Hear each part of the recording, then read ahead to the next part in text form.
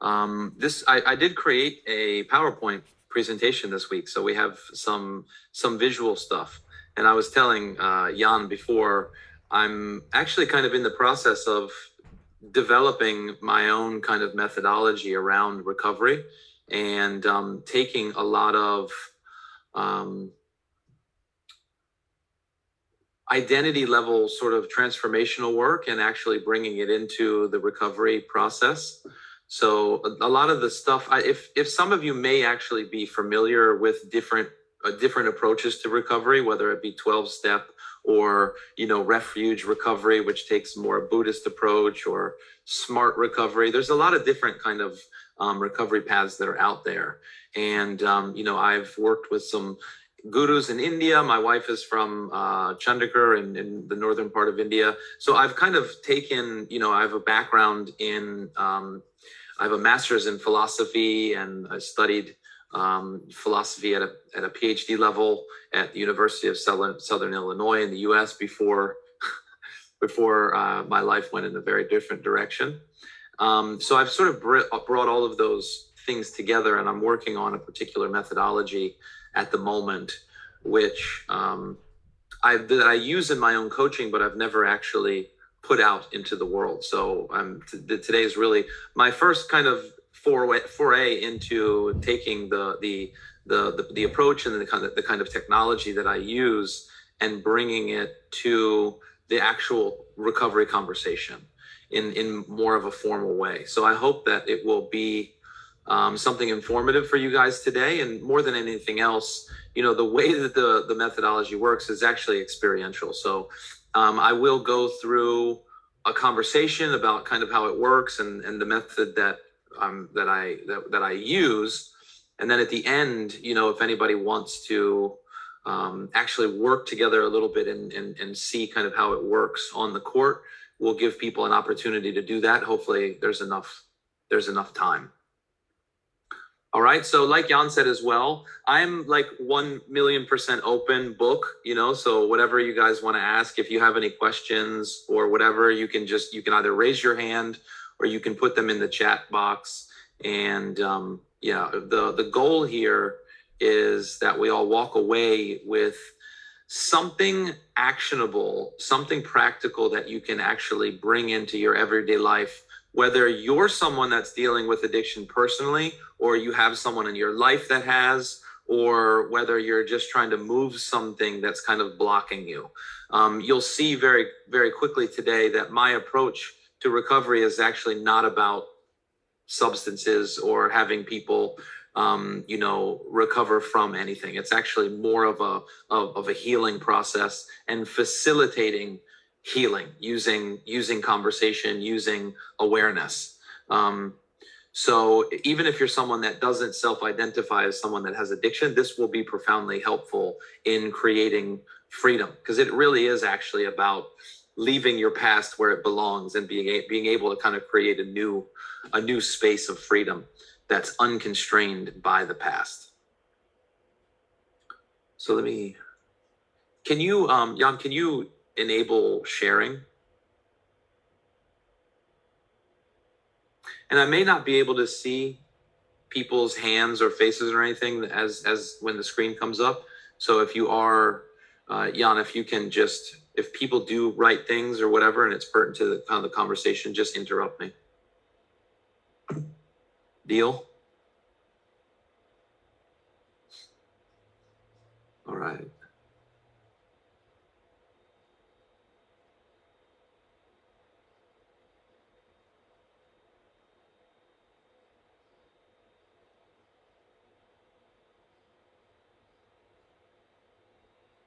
Hi, Changa.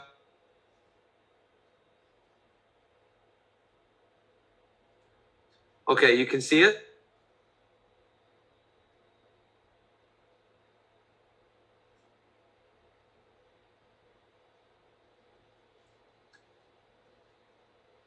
Jan, can you just unmute and let me know if you can see my screen? Yes, it's perfect. Okay. All right.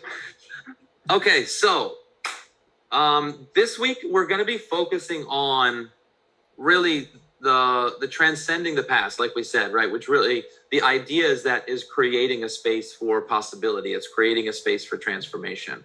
It's creating the ability to walk into your future unencumbered or unconstrained by the things that have happened to you in your past, right? And it's really the ability to distinguish what has happened from you and separate it from, the meaning or the story or the interpretation that we've laid over top of what's happened.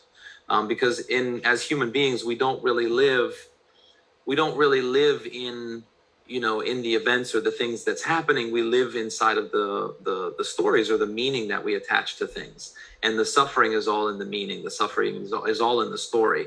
And in my personal approach to addiction, the addiction is in the story. The addiction is in the pain. The suffering. The addiction is a solution to the suffering. And so that's kind of the approach that we want to take. And ultimately, this is a 4-part series, and this is the second part, which is about completing the past. And the whole thing is actually designed as a conversation.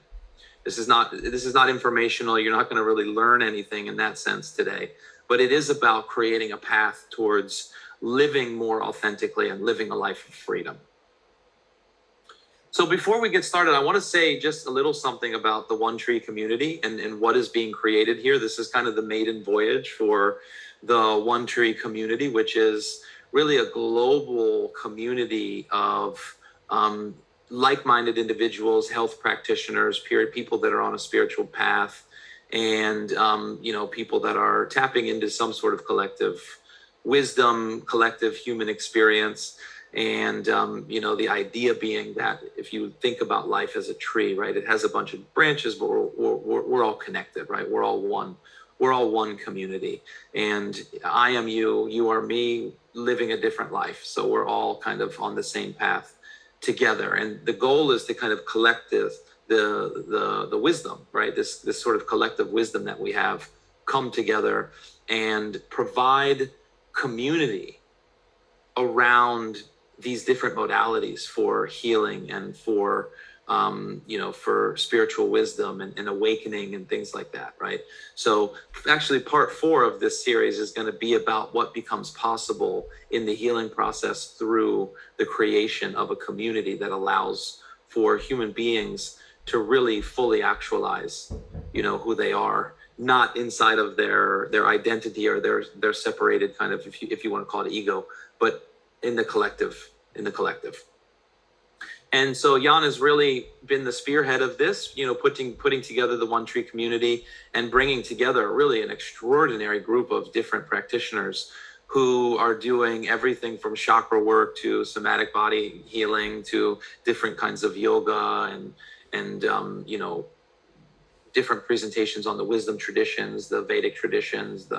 It's amazing, what's being put together. And this is really just the beginning. So, just shout out to Jan for the hard work that she's putting together the One Tree community. And I hope that together we can really continue to grow this and make it something that lasts and makes a difference in the world. With that kind of set in the background, there is a calendar of all the different talks and all the different speakers. So I don't know if this may or may not be, one of the first sessions that you're in, but if you do want this information, you can find all of the different topics and pick and choose the things that are interesting for you. So you can just put into the WhatsApp group or on the Facebook page. You'll see the calendar out there somewhere. You can find what you want. Okay, so I'll just introduce myself a little bit. So my name is Nathan Mccullough, and I am an integrative nutritionist and a holistic health coach. And I am someone who's in long-term recovery from drugs and alcohol. Alcohol was really my solution of choice. And I'm really given by who I am is the possibility of bold leadership and love. And I'm given by a commitment to transforming the global conversation around addiction. And I don't know, exactly what that's going to look like, but I hope today will kind of give you guys a a peek into the work that I'm doing, standing on the shoulders of people like Gabor Mate and a lot of the other transformational practitioners that are out there. I have a company called Rising Phoenix Wellness, right? In the same theme, the phoenix is the bird that rises from the ashes. It's the fire that comes out of the ashes. It's the possibility that becomes available through the healing and the recovery process.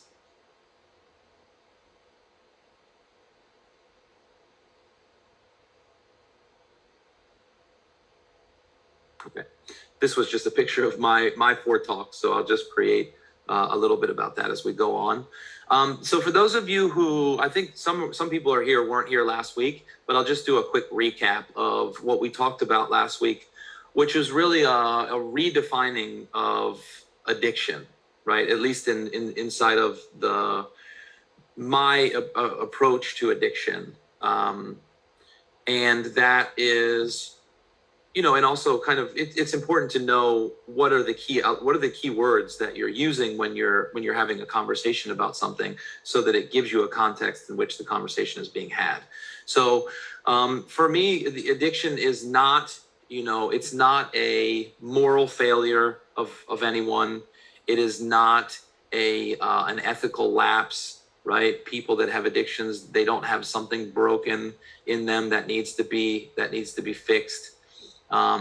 So it's not a failing of a human being, first and foremost.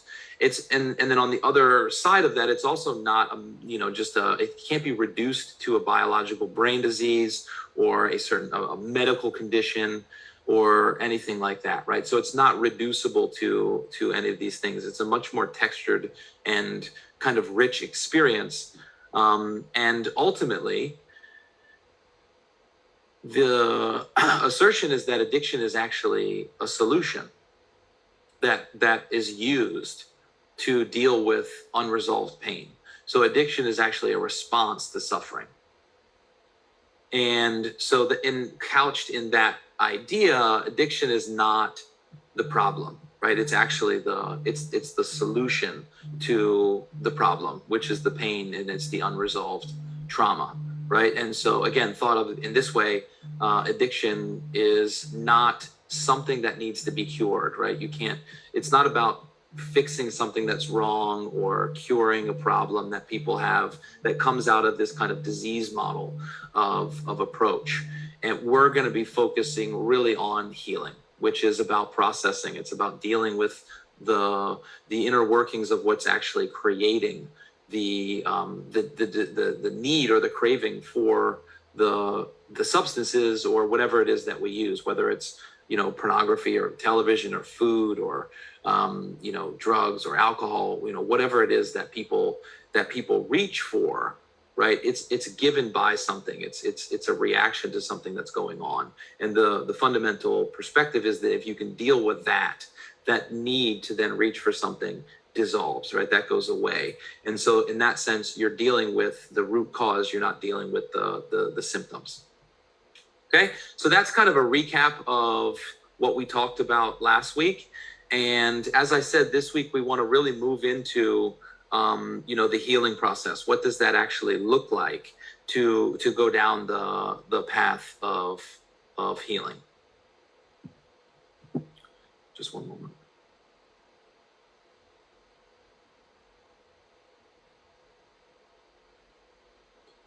Okay. So like I said before, the context really is decisive. And what we mean by that is, sometimes people say, you hear it in terms of intention, right? Intention is kind of like what you bring to the space is what you create, right? Or it's what makes available what shows up. And, in that sense, the context for any conversation, right? So if you believe that I'm okay and the world is a place, to be met with curiosity, that's going to give you your human experience, right? And so inside of my approach to addiction, the context is that it really is unresolved trauma that leads to all kinds of, pathological behaviors and suffering. Okay, so people are not what they do in that sense, right? the actions and the behaviors and the things that come out of addicts, which, you know, in reality can be very, very self-harming, harming to others, potentially violent. Like, that is a reality. Okay, so I'm not dismissing any of that, but the approach is understanding that all of that is coming from something that is undealt with, some sort of unresolved trauma. And on the other side of that, I also believe very deeply that within trauma also lies an extraordinary wisdom. And when you can be guided down a path to dissolving trauma, okay, not fixing a problem, but really dissolving the problem and understanding its origins, meaning where that actually came from, then it can lead to extraordinary levels of self-awareness and to also transformational experiences or spiritual wisdom that may not be possible without dealing with this level of suffering. And that's something that I believe very strongly. You know, if you look at a lot of the wisdom tradition or a lot of the people that maybe you're listening to on YouTube or, you know, in the books that you're reading, more times than not, these are individuals that have dealt with very painful experiences. And they've come out the other side. They've gone through kind of the eye of the needle, and they're able to bring the roadmap or the kind of tools that they learned through that process and give it to other people so that you know, so that can be passed on. The methodology or the process for healing can be passed on. And a lot of our best teachers are people that have suffered the most, you know, and how we deal with and respond to our suffering is really what determines who we are. You know, you can, I think I said it last week, but, you know, you can be Hitler or you can be Buddha, right? Buddha dealt with a lot of trauma when he was young, right? Separation from family and a lot of that stuff. And he chose to go in a particular direction. It can also be pathological, right? So it's not necessarily about what happened and about the events that happened. It's about what we're able to do with that, and are we able to process it and use that pain to create a purpose, or do we just live in reaction to the things that have happened to us unconsciously and have that lead to all kinds of different pathological behaviors as we move forward in life. And ultimately, you know, the way that we treat ourselves will be the way that we treat other people in life. So it's very important that you practice self-love and you go through this process for your own healing so that you can then bring that healing into the world.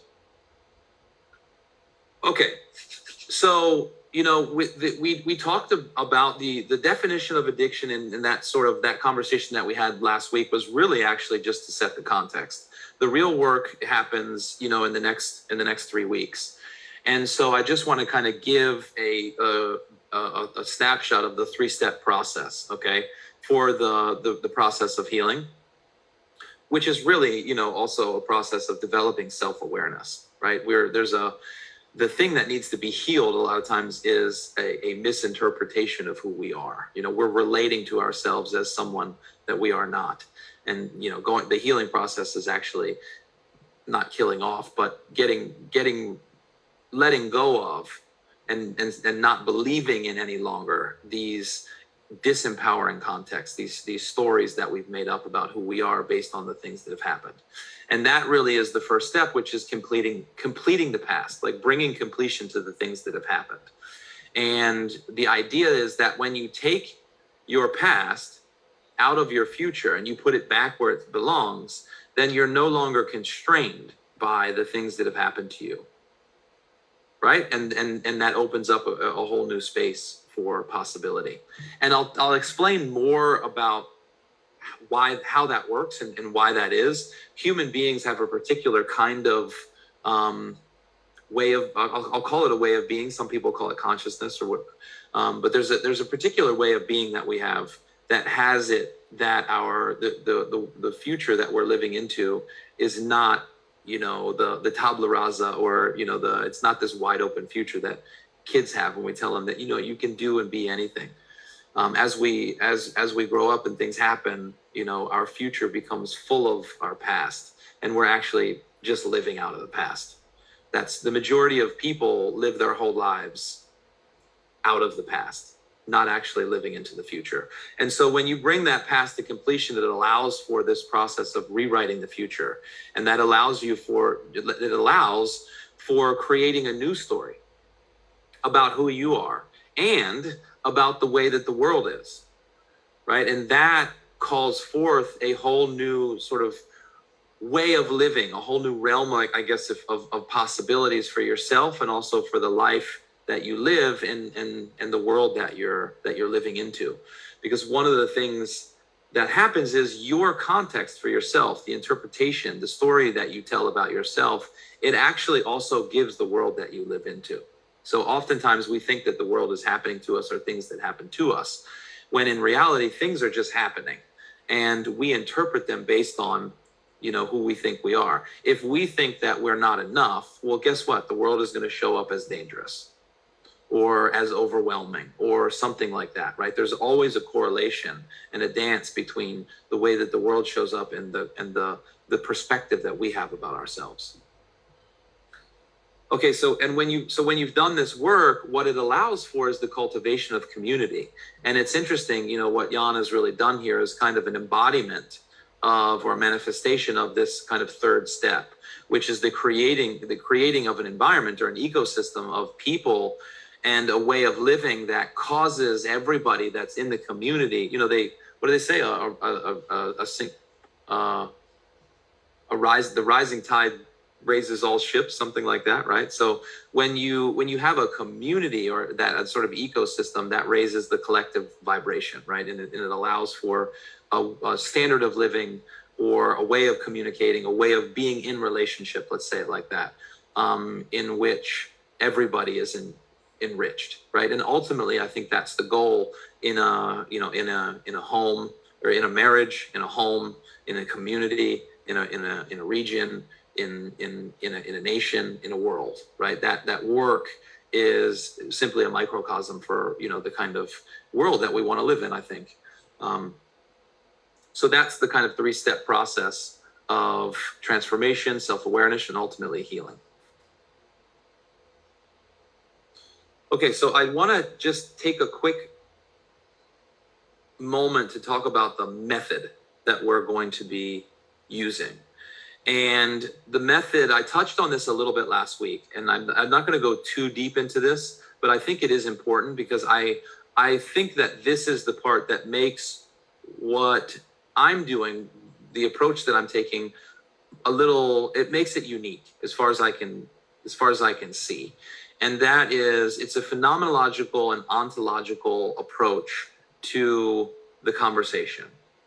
And so I'm just going to kind of pull these things apart a little bit and just have a little bit of a conversation about what that means. But ultimately, it's an approach towards the kind of beings that we have as human beings, and how to get inside of that experience in a way that allows for a compassion and understanding for what people are dealing with, so that we don't equate the person with the thing that they're dealing with, or the person with the activities that they're doing, and being able to understand that there is something that we all share in common that has nothing to do with our unique individual manifestation of that. And how do we get into that commonality, that thing that we all share, and understand that from the inside out? And that way you can understand there's not the kind of chasm or the difference between you and other people that maybe you think that there is. And this method really allows for an appreciation of that. So the first thing is phenomenology, okay? And so phenomenology is a whole branch of philosophy that I'm not going to get into. But the thing that makes it important is it's a study of human experience as it's lived. Okay, it's not a description of something. It's not an attempt to build a knowledge base around something. It's really the attempt to get inside of human experience as it's lived in the moment, like that.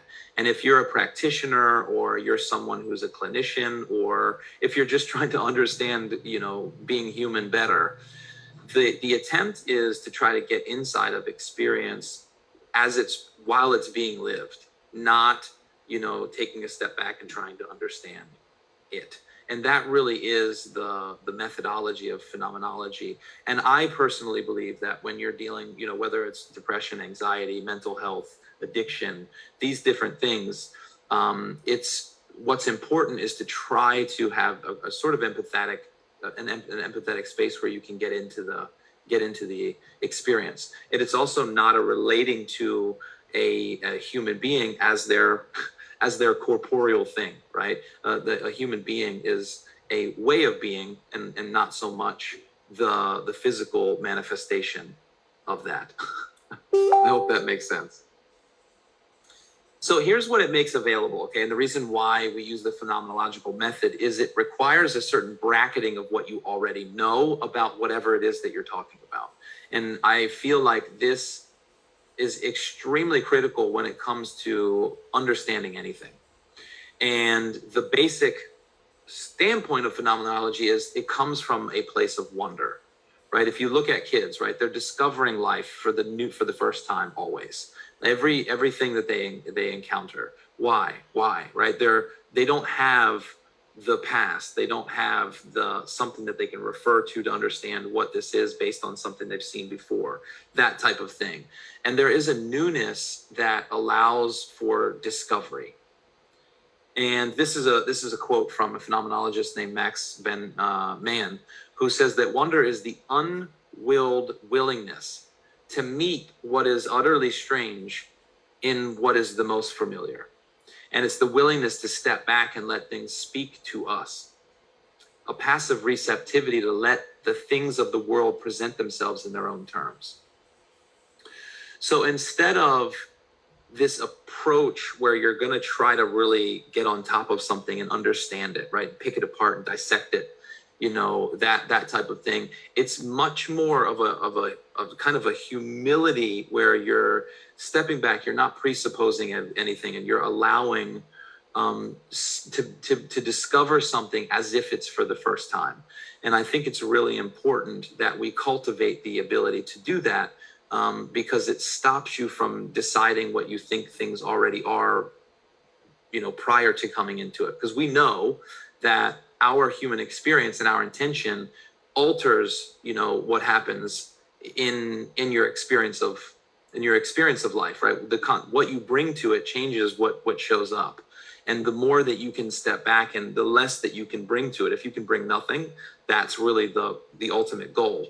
But the less that you bring to it, the more that you can allow to be revealed what it actually is. And I think it's really important when trying to understand addiction, to bring that approach.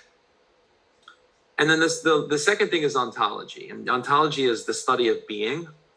And it's really the attempt to get at what things really are, or figure out what their true identity is. Okay. Now, again, in philosophy, this means a whole other thing. I'm not worried about that, but it is in this instance, the type of being that we're talking about is human being. And we have a very unique type of being. And I think it's very profoundly important to understand the kind of being that we have, to understand what trauma is and how it affects our lives as a whole. And I think this is, and how it relates to time is I think it's a very important thing that is missing from a lot of different approaches. And that's where I want to bring in this kind of phenomenological, ontological approach, where our inquiry, we're going to be putting these approaches together. We're going to be putting these approaches together, and with an attempt to try to discover newly the kind of beings that humans have, where something is revealed that if you can surrender to it, it allows for an awareness of who we really are, and understood, like underneath of all of the superficial and kind of inherited beliefs and conditioned beliefs about who we are and the way that the world is. So that's why we're bringing this approach to the conversation. Okay. So I hope that is at least kind of intellectually making sense, and it gives you a place to listen from in the rest of this conversation. Okay. So this is kind of the jumping off point where understanding the kind of beings that humans have. And, whether you want to call it consciousness or whatever you want to call it, okay? Generally speaking, our imagination, we can even call it that, right? The past, the present, the future don't actually exist except for in our imagination, in our consciousness, if you can say that. And generally speaking, who we are in the present, right? The conversation that we have for ourselves, our experience of ourselves, our experience of the world, is actually given by the future that we're living into, right? It's kind of an anticipation of what's happening. And the future that we're living into is actually given by the past. And so ultimately, if you sort of take all of this together, what happens is we're actually living into the past. And that gives us who we are as human beings in the present, right? That's kind of the default mode of human beings. And that's where, the anxiety is given by guilt, right? These different things are given by guilt, shame, things that are past based, which are then projected into the future, and that gives us our experience of the world that we live in. Okay, so I hope that makes sense, and that's why trauma is not about the events that have happened to you. It's about the meaning that is associated with those events that you then project into the future, and then people show up as untrustworthy, or the world shows up as dangerous and scary, and all of the way that we literally anticipate and we live into the future that we're living into, it comes from our past. And if there is unresolved trauma there, it's very obvious that what's going to be our experience of life generally is one of trepidation, is one of anxiety, it's one of living in the state of fear. And obviously we're all aware of what's going on at the moment in the world, and it's all fear-based conversation, right? So we want to really get at the ability to get rid of fear and dissolve fear in a way that we can be free in the present to just be, and from that place create a new future that's not based on the past. Okay, so I don't know if we want to stop there, and if people have any questions about that, or any concerns about that, or anything that's not clear up until now, it will be really good time to voice that, because the conversation that we're going to have moving forward will be based on what was just said. And if there's no hands or comments, I'll assume that the convoluted things that I'm saying is making sense. Okay.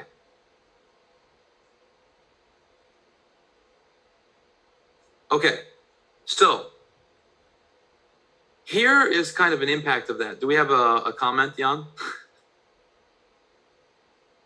I saw a chat just come in. Yeah, I was just going to say something, but Hannah is just typing saying, can you share some embodiment practices? Some embodiment practices? What? Say more about that. Hannah, I don't know if you want to elaborate.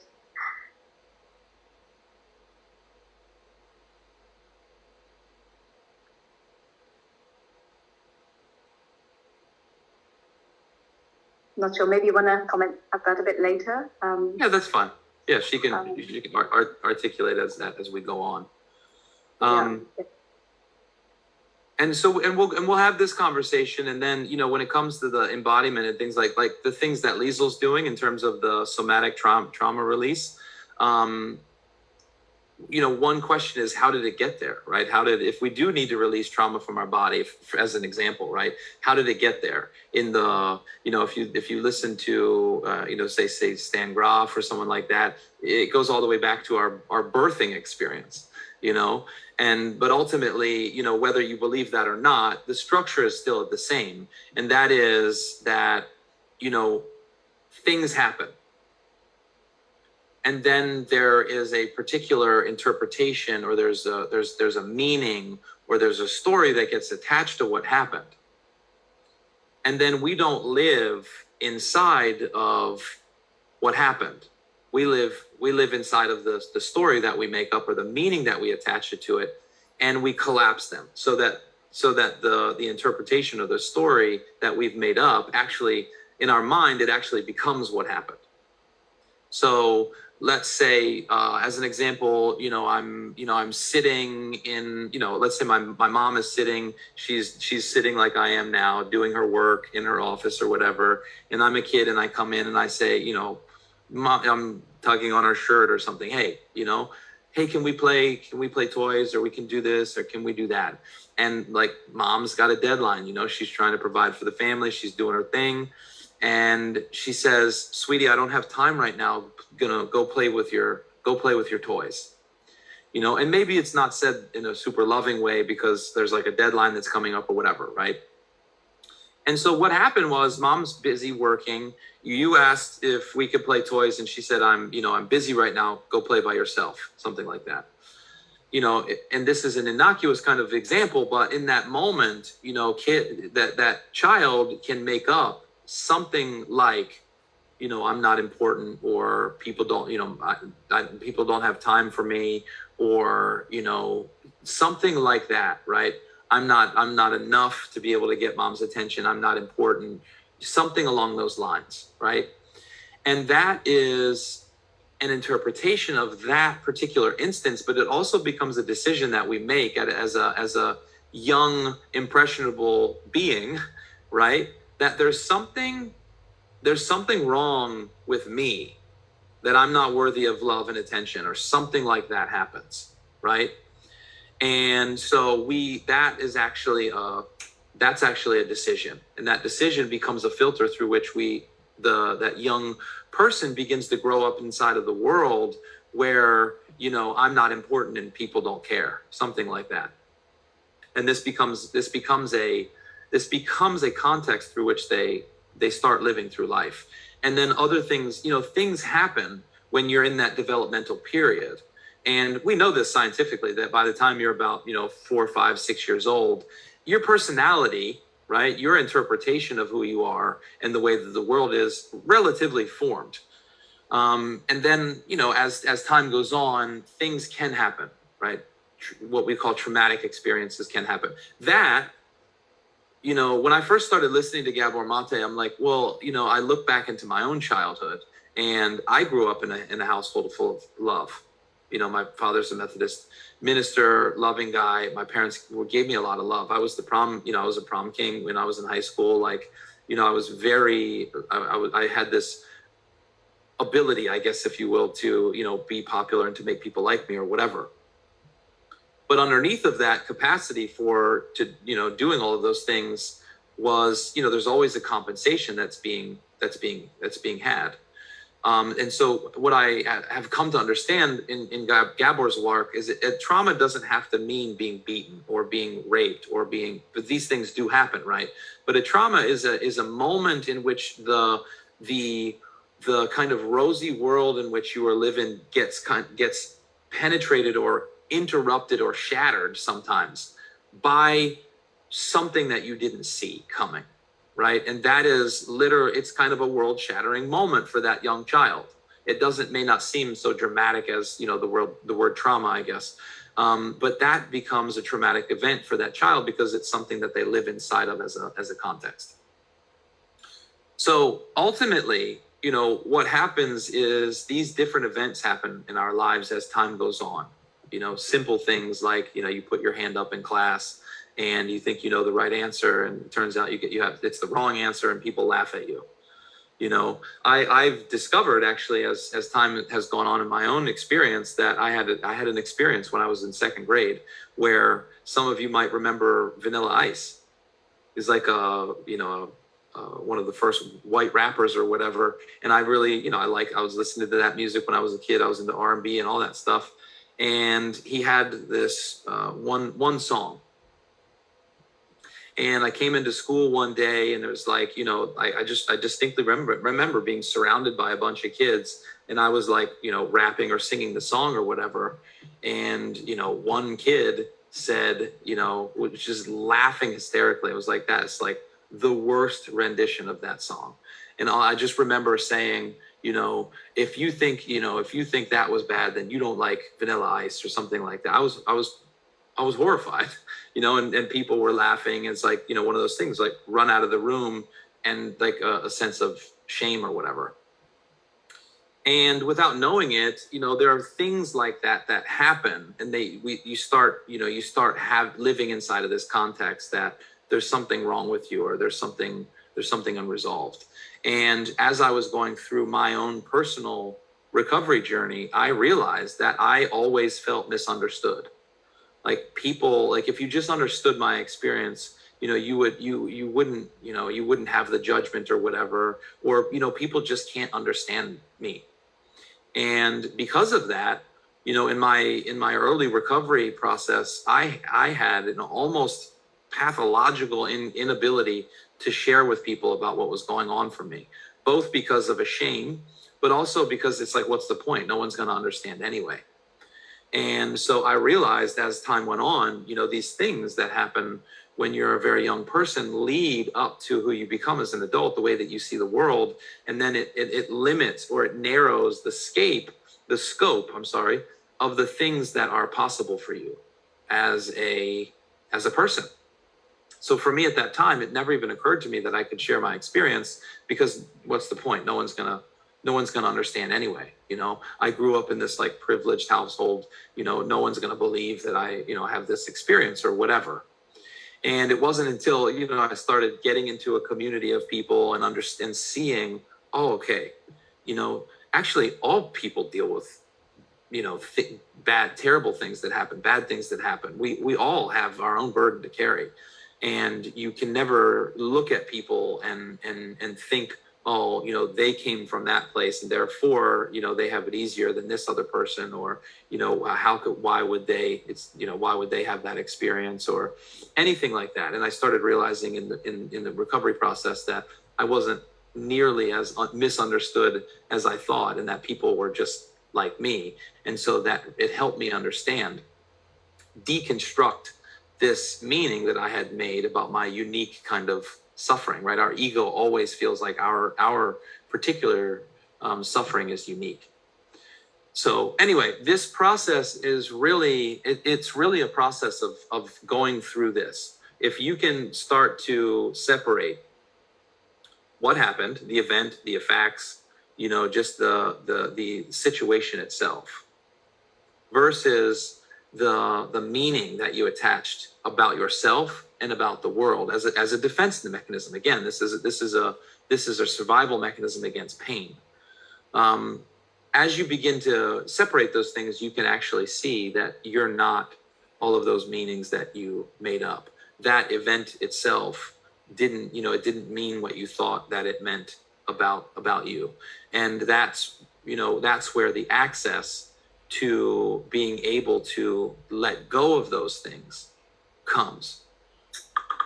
And this is not an easy process, right? You got to really work with other people, with whoever, therapists, friends, in recovery circles.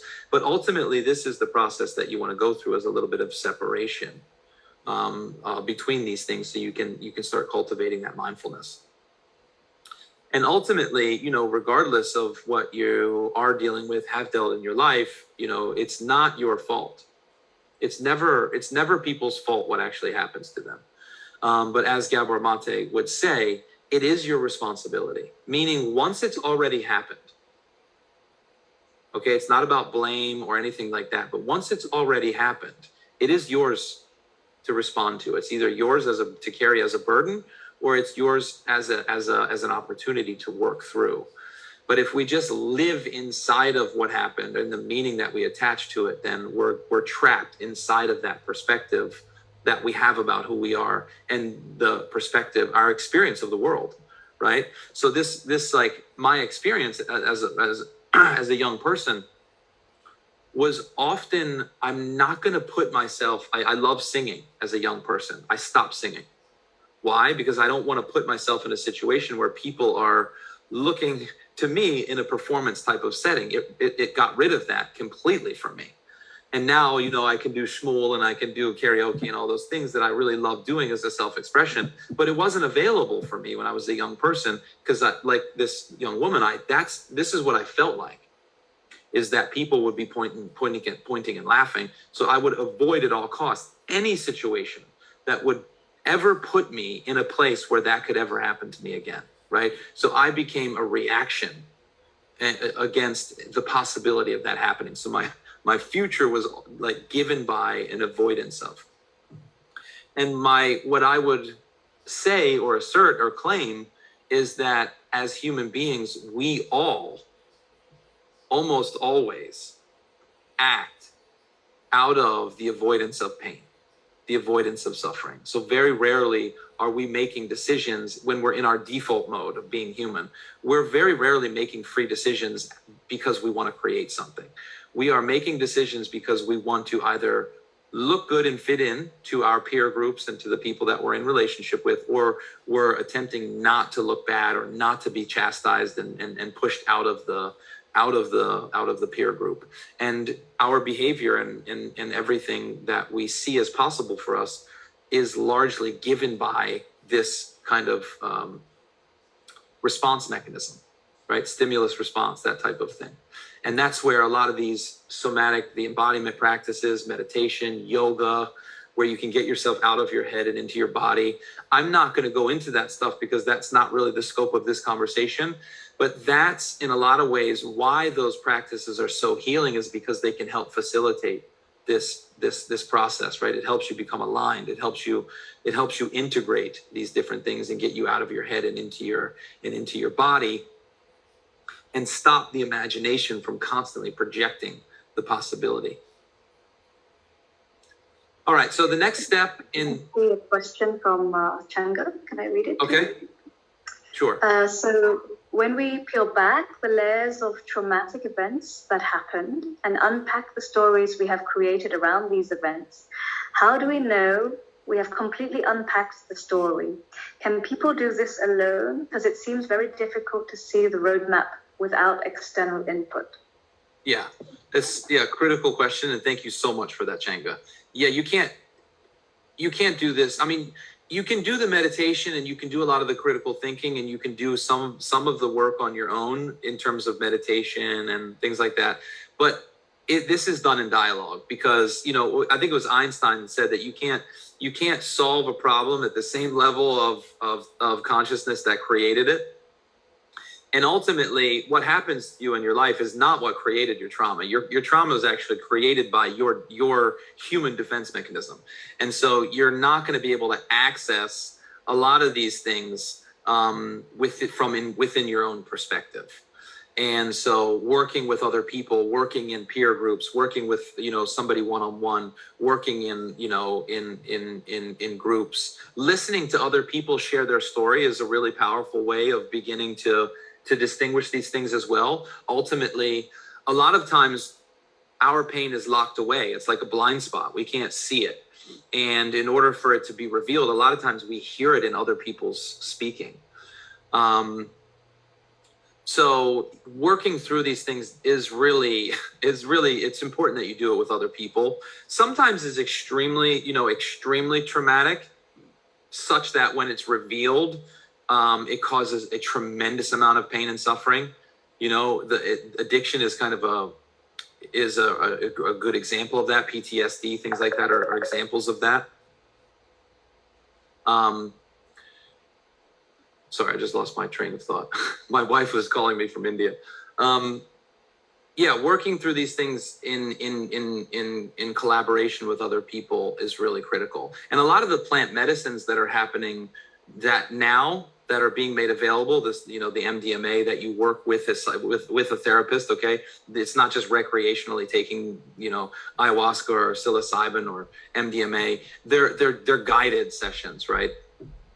And part of why these things are working so well is because in the moment of revealing this thing that your mind won't allow to be revealed in other contexts because it's too painful, it can be done under the influence of something that has you have the experience of love, right? So MDMA it gives a lot of compassion and loving kind of feelings somatically in your body, which goes into your consciousness, so that when these traumatic things are revealed, you can talk through them with another person, without having this immediate and really intense fear response going on in your body. And no, you can't. That's not something that you can effectively do on your own. I don't know if you guys know Tim Ferriss, but he's like one of my personal heroes. And he did a Vipassana, which I've done a bunch of times, which can be very challenging. And it was revealed to him on the Vipassana trip that he was sexually abused when he was 3 months old, and then was abused ongoingly throughout his childhood by someone who was very close to him, a man that was very close to him and his family. And he didn't have access to any of that prior to having this experience. And he shares very openly that had he been on a Vipassana silent meditation retreat by himself, he may have gone off the reservation. But he happened to have, Jack Kornfield there with him, who was able to kind of help him work through that in a way that he was able to, then, start that healing process. So a lot of times, yes, these things can be locked away and we don't have access to them. And it's only through this process of kind of making them come to awareness and then talking through them that we're able to resolve them. That's a great question, Changa. And also, we'll mention in a moment that in the 12-step process, one of the things that I find personally so extraordinary is the third and fourth step, where you go make reparations for the things that you've done, right? You start dealing with the impact of your actions and your way of being. And that can only be done in relationship to other people, right? So this process of forgiveness as well is something that's done 2 by 2. It's done with other people. And so, yeah, I hope that's helpful, Changa. Your ego might want to do this alone, which is what mine did for 5 years, as I painfully suffered through recovery, trying to heal myself by going to all kinds of different seminars and stuff. That's not a class I would sign up for. Work with other people. I think it's also important to consider who you choose as well to be your space holder, your therapist, because you don't want someone who will add to your story and your trauma by identifying with what you're sharing. Sometimes we just need to be free to say and express whatever comes out, and for it just to be acknowledged, and let it pass. But it depends. Like if I were to speak to some friends, or I would just avoid sharing some things with friends, because I know it will keeps going in a circle when I just want to vent and release it. So yeah, any comments on that? How to find the right kind of therapist or assistance, so that second person who can be the space holder for you? Yeah, I think it's really important what you're saying. Even in the recovery process, right? They'll tell you, go to as many meetings as possible and find the one where you feel comfortable, where you feel, like your experience has been recreated. Because ultimately that is what's going to provide it. So, if you have a really great therapist, they're not going to say much. They're just going to ask you questions.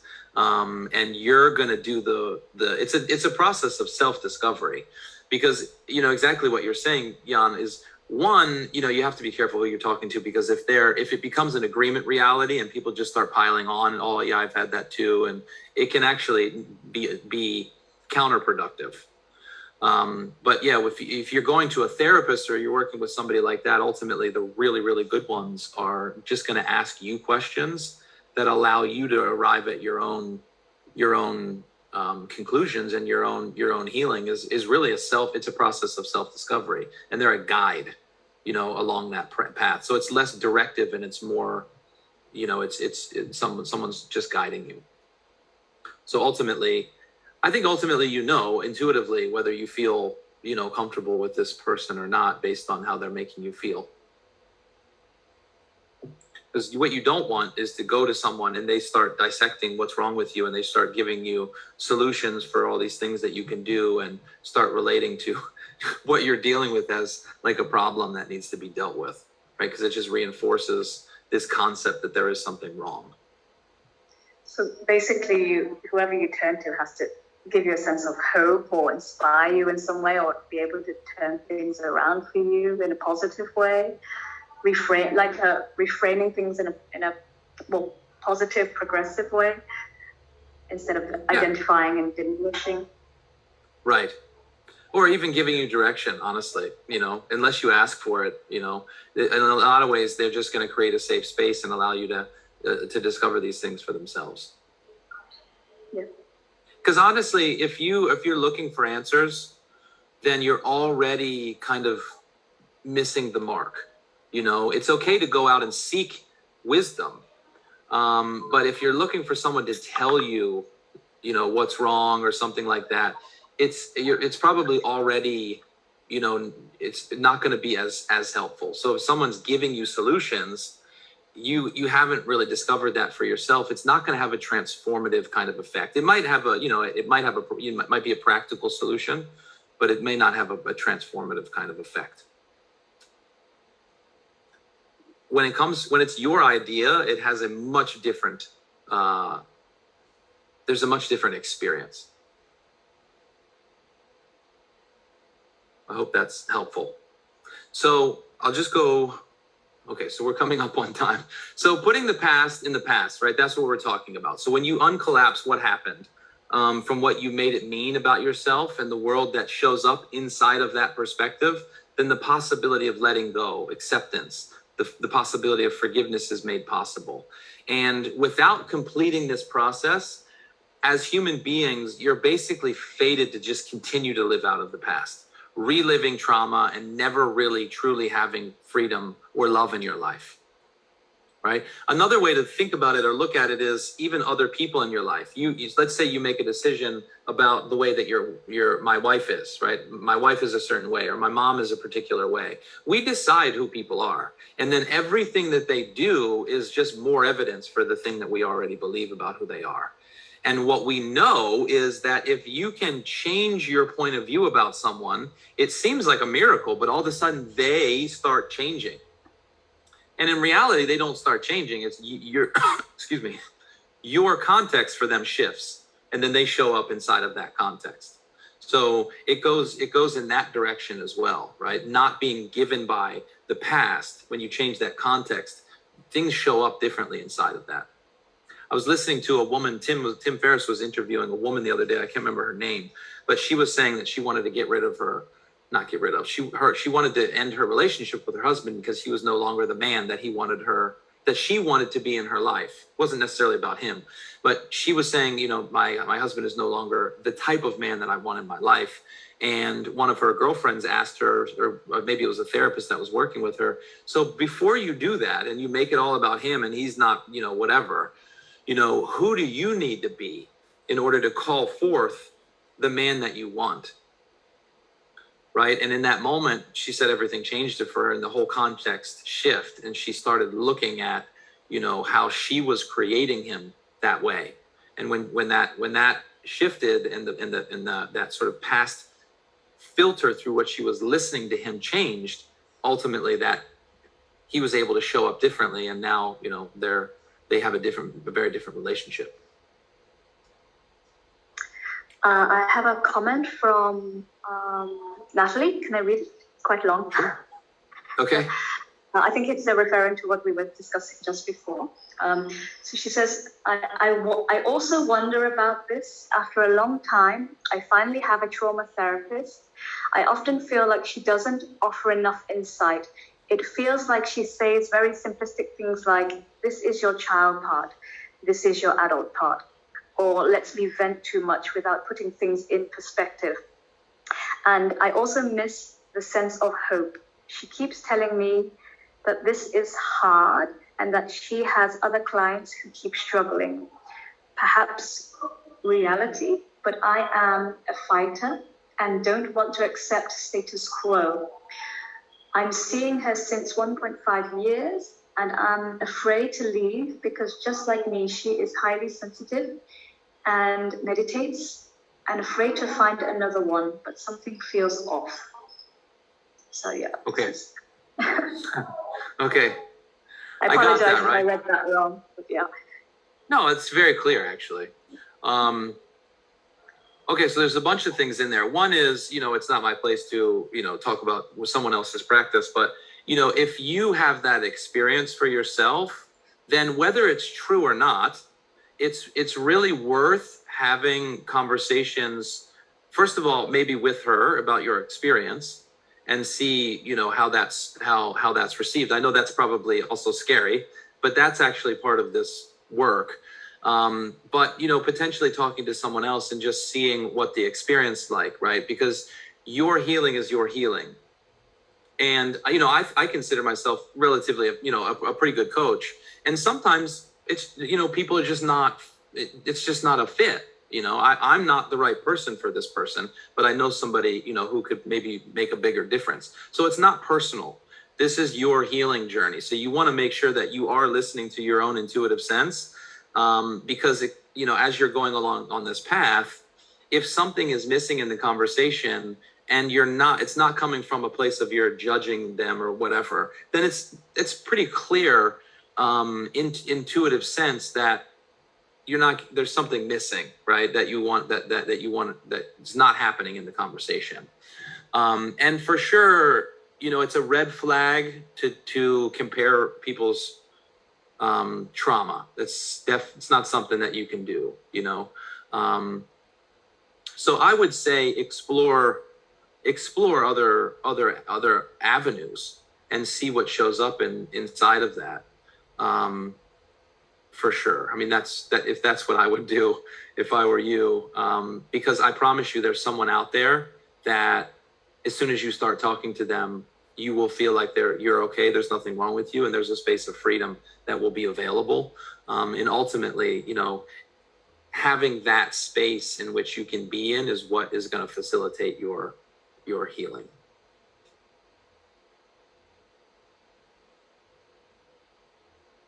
I hope that's helpful. And I wanted to ask you, Nathan, whether your advice, because I'm just trying to clarify, because my mind is looking at different things, so I just want to, maybe I missed what you said, but is your approach to try and catch our own story about what happened and reframe it, so working on a cognitive level like CBT, or is it simply to catch it with mindfulness and to let it go? Like, are we talking about just being with so that the impression can soften, or are you suggesting that we actively reframe and look at things from a different, so rewriting the story? You see what I mean? I do. Really great question. So ultimately, the latter will be something that I will definitely recommend that people do, which is reframing, but not reframing, right? Because that's still a reaction. It's like there's a creative process that becomes available, but this process is more of what you were saying about like the mindfulness side of things. And it's more of getting present. So just stop. Anytime that you feel anxious, angry, frustrated, whatever, you will know when your tranquility is disturbed, you're having a conversation with yourself. And it has nothing to do with what's going on in the moment right now. It's something that's, triggering from the past. You're having your experience. So, Marianne Williamson, who's a Course in Miracles practitioner, I've been doing, Course in Miracles for almost 5 years. She always says that you're never angry for the reason that you think you are, right? And I think that's very powerful. And so what there is to do is just get present when you're angry, stop, and then just notice what's the conversation that you're having with yourself, right? And then you can, if you've done this work where you can understand, okay, it's not about what happened. It's what I'm bringing to the conversation. You can take full responsibility. You can just let that go. So it's not even about even judging or evaluating it. It's just noticing, oh, there's that thing again. That's where also the embodiment practices, breathing can come in. Let it go. Once it's gone, now you can do creative work. Okay, I don't want people to try to reframe something when they're in the experience of having a negative experience, because it can actually just reinforce that there's something wrong that needs to be fixed. So it really is, in the first part, stop, notice what's happening in your body. Your body is often the best the best tool for this awakening process is noticing, is your skin itching? Is your blood boiling? Is there, is your hair standing up? There's a physical reaction that is sourced in your mind, right? But you have access first through the body oftentimes.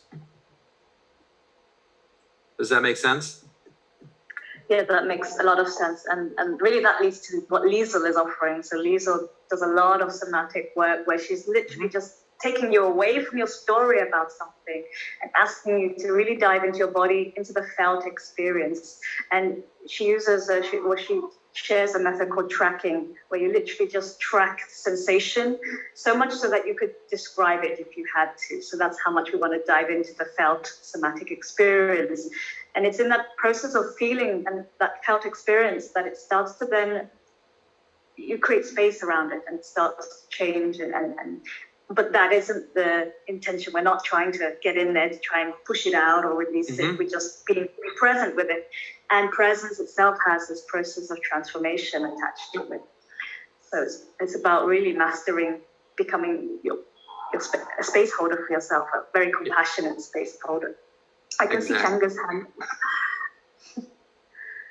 Yes, you won't be able to see it because I'm hiding in the car so that the kids won't get to me. So it's really okay. bad. I don't make it mean anything. So, by the way, I think you have a Vanilla Ice rival in Shanaka. He's rapping in the chat group. But just two really quick questions. I know we are pressed for time, but not questions, but comments. What you said about getting angry and what that really means is something different. I had a very recent example with one of my children, number 2, Henry, and I was really mad at something, and he's, Daddy, why is it that you got so angry about this? And that made me stop. And I said, look, Henry, it's not what you did, but if you continue on this pattern, I'm afraid for your future. I'm afraid that you won't work well with your colleagues in the future. I'm afraid that you won't be able to be accepted in a group of friends. So I said, I probably shouldn't have gotten that angry, but it was the fear for your future that made me angry, not necessarily what you did or what you forgot to do. So I think a very, very powerful thing to kind of see, at least for me, why am I getting angry? Is it because of what he did, or is it because of some other thing that I'm worried or scared about? And the second comment I want to make is I think going along what Natalie was speaking about, I think it's so important to find the right person to take this journey with, because intuitively if something's working for you or not. And one of the examples was a long time ago. I had just become a single parent. I had 4 kids that I was raising by myself. There was a lot going on, and I think this is right before I met you, Nathan, in Bali, and someone said, "Oh, you got to speak with this lady. She's amazing." Da da da. So, I'm sitting there talking to her, and she's giving me this routine that I have to do every single day from the time I wake up, and I'm wondering, here I have 4 very young children, and I have to cook for them, I had to feed them, I had to do their schoolwork, the laundry, and I'm listening to this lady's, daily routine that she has for me, and I couldn't help it. I said, well, and I tried to ask politely, like, are there any other people in your household? And she kind of dodges against, no, you have to do this, and you have to make this shake, and you have to. And then I said, do you have any people who depend on you at home? And she said, no, it's just me. But my inner child depends on me. And I was like, so that was that. So my message to Natalie, not my message, but a suggestion is that if someone comes at you with a pre-made, preconceived cookie cutter approach that they use for everyone they work with, then that's probably not going to work for you. So I think you really need someone who actually meets you and understands you and walks with you. So yeah. Agreed. Yeah, I mean, if you're working with someone, they have to be inside of your world. Like they have to really, that's why phenomenology, that's what I was saying before, is so important when you're working with people, that you're not coming from what you already know. You're actually working from what's revealed to you in the experience of the person that you're working with, so that you're not leafing through your book of symptoms for a protocol that you just slap on someone. You're allowing what they're saying to reveal what there is to do as work. So I really appreciate what you're saying, Changa. And also, just one last thing for Natalie, the part that was also a little bit concerning, that there is to look at, is the end part where you're afraid to leave her because she's also very sensitive. This is there's kind of there's like a codependence type of thing that can get in the way of your experience. So that's something that you want to look at. Where else does that type of thing show up in your life, where you're prioritizing, someone else's well-being over your own because you're afraid to, leave, or you're afraid of the response or something like that, right? You want to, try to relate to her. It's not a personal thing, right? Try to relate to her as a big person who is able to, deal with any communication and really, explore it from a place of self-worth. You are worth being able to explore other avenues.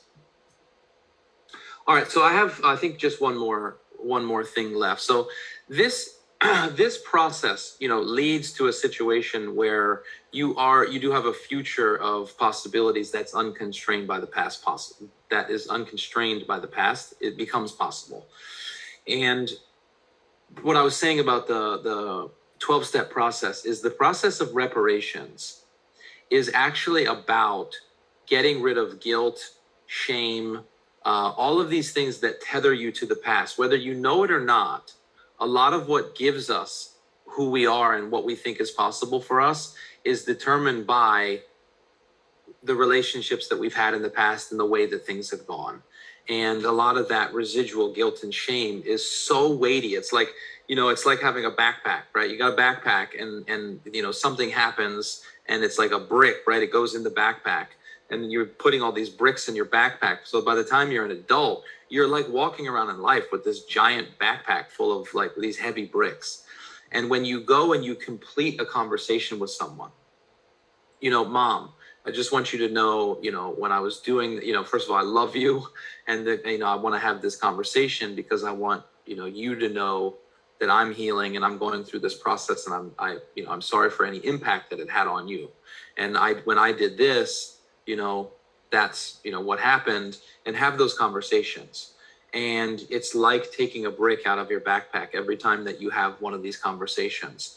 And one of the most transformative things about the 12-step program is it literally is a process of taking out all of those bricks and having the conversations that you've been avoiding having.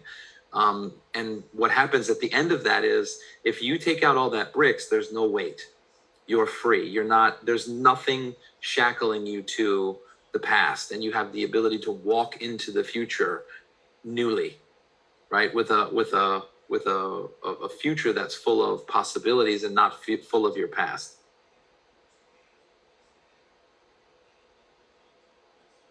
So that's it. So that's the first part of the kind of healing process and the discovery process is that. And I know that I'm already, we're already at 1 hour and 15 minutes, but I do want anybody that does want to share anything for themselves or has, something that they want to ask. Becky said something. Yeah, Becky, I can read it for you, Becky, or you can unmute. If you want to chat, you can unmute and speak. Okay, I'm going to read it for you. So Becky says, I'm relating a lot to everything Nathan's saying regarding creating stories on top of our experiences, and can see where this has caused problems in how I prepare for the future. Thank you for clearing this perspective. I'm wondering how I can discover how this ties in with my own personal addiction, ganja. I can't actually tell if it helps or harms me more to use this vice. I know that I reach for it when I want something familiar, but it also feels like reaching out to a plant friend for a different perspective. Do you have any advice on how to tell if you are abusing a substance? Yeah, that's awesome. So that's the work, like what she just said, right? So it doesn't, honestly, sometimes people say, oh, it's just ganja or whatever. This is nonsense, right? A coping mechanism is a coping mechanism. The thing about, let's say, heroin or alcohol or things like that is they're more outwardly destructive, right? It causes more, physical harm. And so it's more destructive in that sense. But at the same time, it doesn't matter whether it's television or food or ganja. What you have to pay attention to is two things. When do you reach for them? And how does it make you feel afterwards? Because that will often be a really good indication of whether it's something that you're using, to, maybe loosen up and enjoy your night, or whether it's something that has become habitual and something that you reach for as a salve. And oftentimes, that's the case, whether you use it when you're happy, you use it when you're sad, you use it when, we're feeling stressed out. It becomes something that we're being used by versus something that we use. So I think I think ganja's something that definitely has this element of, the plant medicine type of thing. It is a little bit different. I will say this in my own experience with the ganja side of things, because, with a lot of the plant medicines, they're not something that you can do recreationally on a regular basis, right? They are really something that you clear space for in your calendar, in your physical space. It's something that you engage in a ritualistic type of setting. And, if you do an ayahuasca trip on a Saturday, you might be in it for maybe 3 or 4 days where you do consecutive, experiences, but you're not going to go do one the next weekend. That's kind of the way that it is, because it's a ritual that you participate in. It's got an experience, something is revealed, and you're going to want to break from that thing so that you can really digest what actually happened. Whereas the thing with ganja is it's very similar to alcohol and different substances where you really can use it every day. Dose and frequency definitely plays a role. Yeah. But yeah, I get what I get from it. What you're saying is that you're in the questioning and you're in the discovery, which is really where you want to be. And ultimately, I believe very strongly that you actually know the answer to that question on some level. Okay. Anybody else? Great questions, by the way. It makes this a lot easier if it's a dialogue. All right. Well, I do want to acknowledge that we are at 1 hour and 19 minutes. I don't know if we do, or if we're like trying to stick these things to an hour, but I do want to acknowledge that we're 1 hour and 19 minutes. And I want to thank and honor everybody for being willing to stay in this conversation. And I hope that means that you're getting value. Do you want to say something about that? There's something in the back of my mind I want to say. It's how much, so there was, when I was at university, I would say the 4th year of university was when I started to experience meditation with my master. And it was only it was literally after the first session that I was walking home and I noticed my mind for the first time as something separate to myself. And it was what came out of my mind was actually very vindictive. It was a very vindictive comment, to a woman across the street. And I just remember seeing this thought like pop, in my 20s, and where did that come from? So it wasn't until I started doing practices that raised the level of consciousness, particularly self-awareness, that we really spotted this subtle aspect of ourselves, the mind complex, the emotion complex.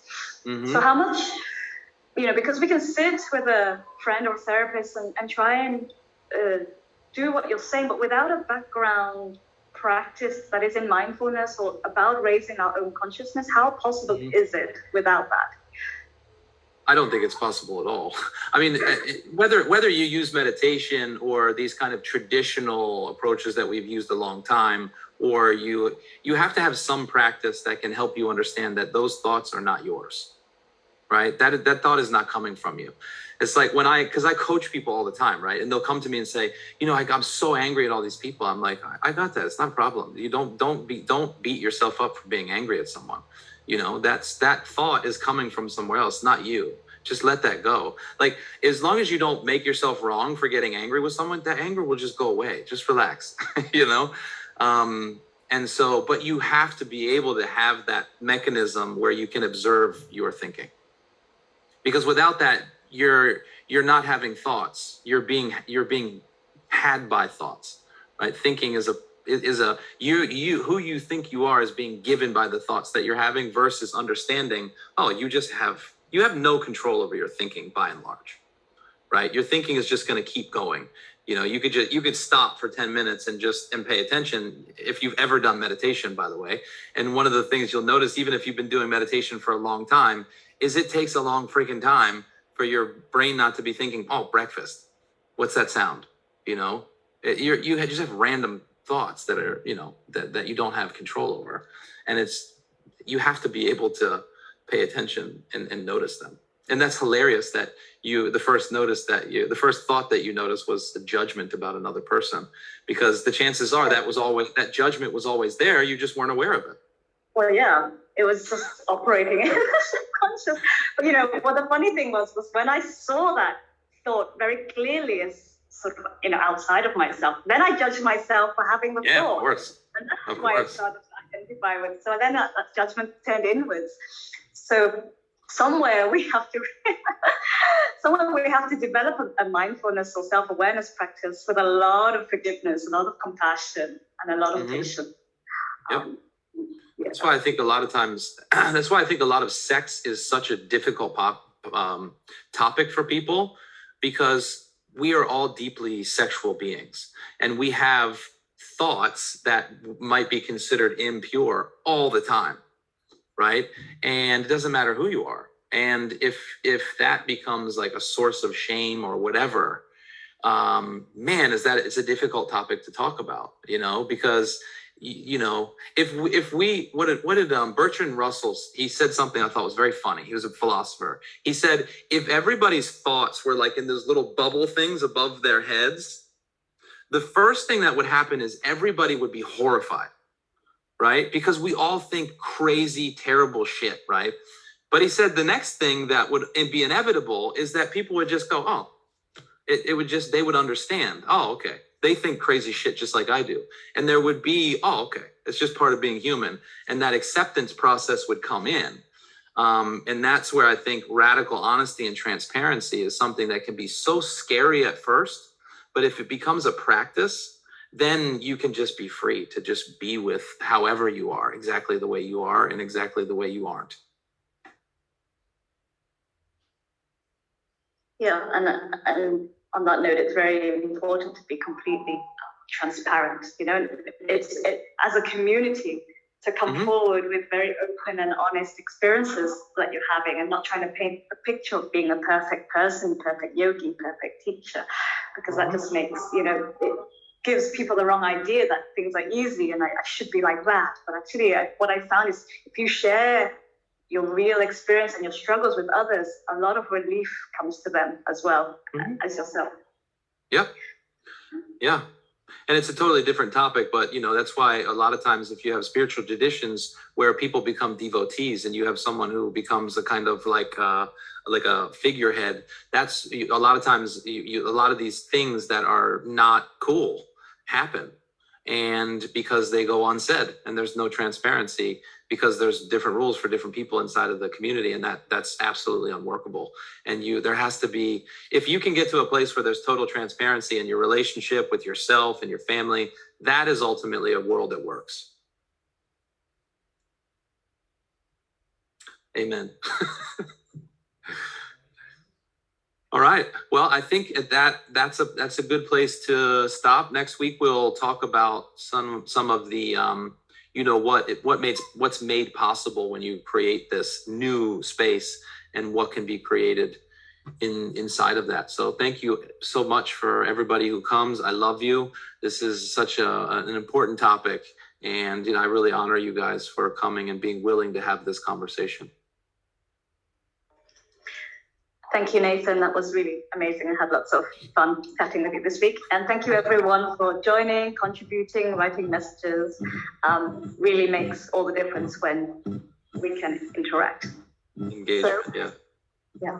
So thank you so much, Nathan. I look forward to next week and see you all next week. Lots of love. Bye, everyone. Bye.